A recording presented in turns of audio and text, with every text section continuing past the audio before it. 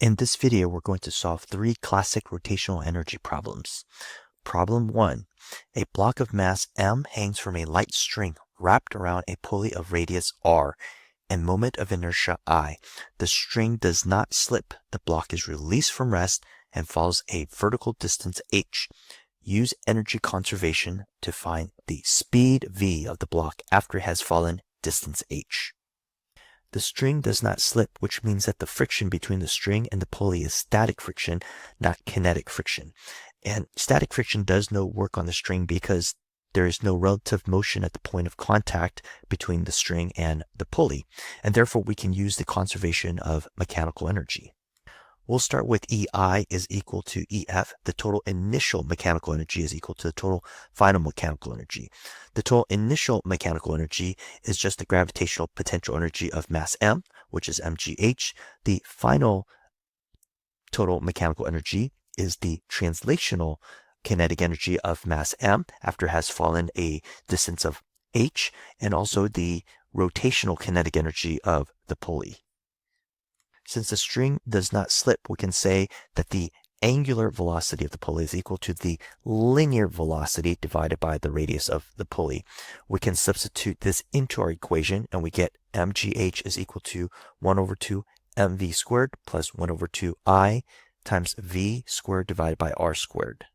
We're looking for the speed v, and so we're going to factor out 1 over 2 v squared, and we get mgh equals 1 over 2 v squared times m plus I over r squared. We're going to next multiply 2 on both sides and divide m plus I over r squared on both sides, and we get v squared is equal to 2 mgh divided by m plus I over r squared. Square rooting on both sides, and we get v is equal to the square root of 2 mgh divided by m plus I over r squared. Part B, compare the speed to what it would be if the pulley were massless. Once again, we'll use our conservation of mechanical energy equation, which states that EI is equal to EF. So we have mgh is equal to 1 over 2 mv squared plus 1 over 2 I omega squared. And because the pulley is massless, it will not have any rotational inertia. And because it has no rotational inertia, it will not have any rotational kinetic energy. The m's will cancel out, and that gives us gh is equal to 1 over 2 v squared. And multiplying 2 on both sides, we get v squared is equal to 2gh. We're looking for v, so we're going to square root both sides, and we get v is equal to square root 2gh. Part C, explain why physically the speeds differ. So in part A, some of that energy is transformed into rotational kinetic energy, while in part B, all of the gravitational potential energy is transformed into translational kinetic energy. Problem 2. A solid sphere and a hollow cylinder each have mass m and radius r. They roll without slipping from the same height. Which reaches the bottom of the ramp first? Find their final speed. We're going to use our conservation of mechanical energy equation again. So EI equals EF.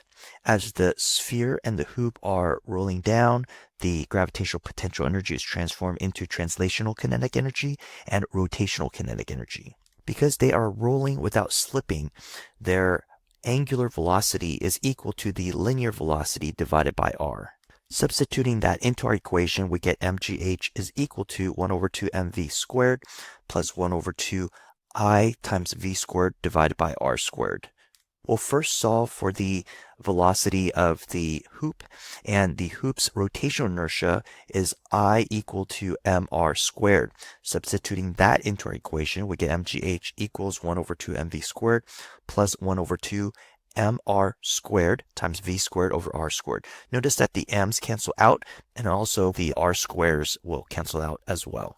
That leaves us with gh is equal to 1 over 2 v squared plus 1 over 2 v squared, which is equal to v squared. We're looking for v, and so we're going to square root both sides, and that gives us vh, which is the velocity of the hoop, is equal to square root gh. Now we're going to calculate the velocity of the sphere at the bottom of the ramp. We're going to use the same method. The only difference now is we're going to substitute the rotational inertia of the sphere, which is 2 over 5 times mr squared. Substituting omega and I, we get mgh is equal to 1 over 2 mv squared plus 1 over 2 times 2 over 5 times mr squared times v squared over r squared.